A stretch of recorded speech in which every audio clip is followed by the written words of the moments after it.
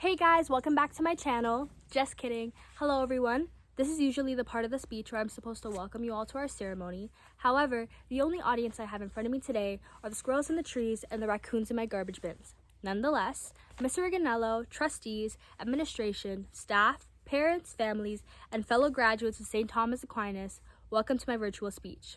My name is Selena Boaventura, and I just want to take this moment to express my gratitude to all of you for giving me the honor of being this year's valedictorian. Thank you to all our teachers and staff here at Aquinas. Dedicated teachers who stay late after school or come extra early to help us with homework and assignments. Teachers that coach our teams in the cold, the rain, and on those super hot days.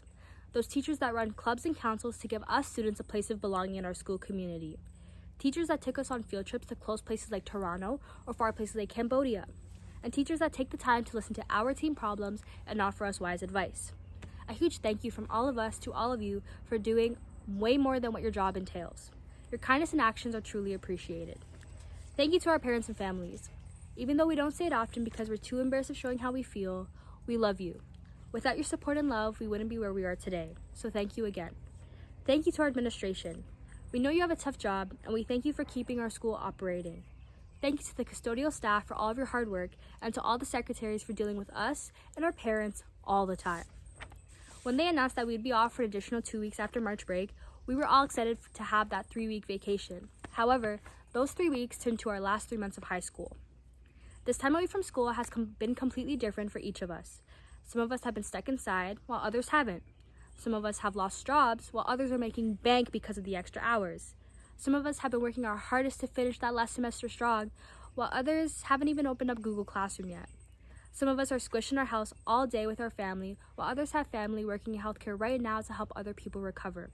Which, by the way, thank you to all the frontline workers out there who risk their health every day to help stop the coronavirus.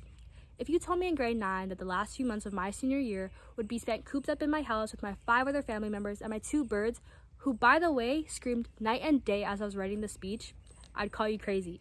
But sadly, that's been the reality for most of us. But don't worry, I'm not going to bore you with all the stories about how my family has driven me completely insane these past few months. Instead, I'm going to talk about what we've gained through this quarantine. Quarantine has made us learn things about ourselves we would have never known had we not been blessed with this time at home. Many of us learned that we're chefs, dancers, singers, comedians, models, scientists, and so much more. Thanks, TikTok. Honestly though, being at home helped us discover the hidden talents and skills we never knew we had. Talents and skills that we can now use in our futures to help better ourselves. We all started our high school journey together in grade 9. Grade 9, what a blissful time. We were a bit shorter, we had more acne, and had no idea what the inside of those microwaves looked like. Looking back at it, it seems like yesterday. These 4 years went by so fast, and with these 4 years, we've grown, had fun, and made so many memories together. Memories like cheering on our boys' football team in the freezing cold, avoiding those bathrooms in the religion hallway, bargaining for change for calf cookies, Ms. Varnum yelling at us with her megaphone to get into uniform, and saving probably like $5 worth of change by not paying for the printer in the library. Sorry, Mr. Connolly. Nevertheless, these are memories that will always have a special place in our hearts. Even though we may not get the typical graduation where we walk on stage, grab our diploma, awkwardly pause while our mom takes our photo, and then throw our hats up in the air, I want to make it clear that we are still graduating. Our hard work, dedication, hours of studying in the library, and countless all-nighters to finish assignments are not being discredited or forgotten. Right now is such a confusing time with so much uncertainty ahead of us. However, COVID-19 does not stand in the way of our hopes and dreams. Things will get better in time, and so will we. A different virus, however, has been infecting this world for far too long: racism. As we all know, the wrongful murder of George Floyd in Minneapolis has sent many in our generation into a worldwide protest. Maya Angelou said, "If you don't like something, change it. If you can't change it, change your attitude." This is exactly what I encourage us to do. I encourage you to take action by signing petitions, donating money, and educating yourself and your family on what we can do to help end systemic racism and the death of innocent people. I'm here to remind us that we are the future. We are leaders of the world, and we are advocates for people who don't have the opportunity to speak up for themselves. Just look at what our generation has attempted to change so quickly. It's amazing what can be done when you commit to social justice.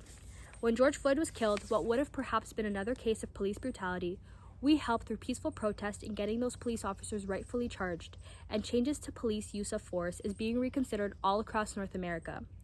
Our generation, us, We used our social media platform, our voices, and more importantly, some of us even went to protest to fight for this justice. Moving forward, let's treat others with the same respect that we desire. Moving forward, let's get active, let's vote, let's run for elected office, and let's do all of this in a peaceful manner to remind people that ordinary citizens like you and I can change this world for the better. Racism is a virus that we already have the vaccine for. We are the vaccine. Just look at the makeup of our Aquinas community. We are so diverse and we are stronger because of it. Is it so hard to respect one another? Is it so hard to be kind to one another? Is it so hard to understand that differences are okay? Is it so hard to speak out against hateful actions and language? No. None of these things are hard, but they do take courage. Let's be courageous, positive, contributing citizens to our country as we enter the next exciting phase of our lives. Lastly, I just want to share the 7 fires prophecy with you all. This is an Anishinaabe teaching that explains how we are currently in the 7th fire, and our generation will be given a choice between 2 paths, the dark path and the green path.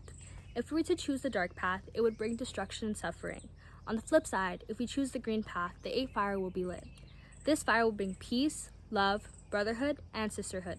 This teaching is beautiful because it gives us the message that we are in the midst of making history and are responsible for the future. There are people out there who haven't met us yet, but believe that we're destined to make a change for this world to make it better. So let's reflect on what has happened over the past 7 generations, and imagine what future generations would look like depending on which path that we choose. And think about how your choice will impact the way that you live your life starting today. So, fellow graduates, graduation is not about the gown, the walk across the stage, or the cap, but instead, it's defined by our courage. Our courage to take the next step to move forward with the beginning of our new lives. The courage to go from asking teachers for permission to get a drink to making our own doctor appointments. And the courage to make a change in this world. Congratulations, SDA's class of 2020. We will always be family because we are Cardinals. I just want to end this speech the same way that I've ended announcements for the past 3 years. So here it goes. That's all, Aquinas. Have a fantastic future. Bye.